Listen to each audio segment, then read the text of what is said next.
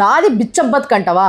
ఇక రేపటి నుంచి నీ ఏరియాలో అసలు అడుక్కొని ఎవరికి చెప్పుకుంటావు చెప్పుకోపో అన్నట్టే ఉన్నది బంగ్లాదేశ్ కథలు. మేము హర్ట్ అయినాము, T20 వరల్డ్ కప్కి అసలు మీ దేశంకి రానే రాము, ఆడనే ఆడము, మేము మిమ్మల్ని బాయ్కాట్ చేస్తున్నాము అని చెప్పి స్టేట్మెంట్ ఇచ్చింది బంగ్లాదేశ్. దీనివల్ల 240 కోట్లు వాళ్ళకి నష్టం.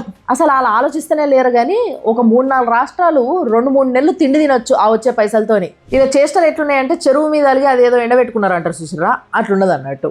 ఆల్రెడీ ఇండియాతో కయ్యం పెట్టుకొని 50 మిల్లులు మూతబడ్డాయి, దివాలా తీసినాయి.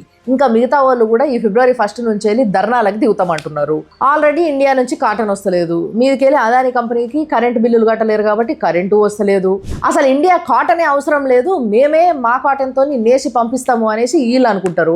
కానీ అక్కడ US UK నుంచి మాత్రం మీ క్వాలిటీ చాలా చీప్గా ఉన్నది, ఇండియా నుంచి కాటన్ వచ్చి దాన్ని నేసి పంపిస్తేనే మేము తీసుకుంటామని వాళ్ళు అంటారు.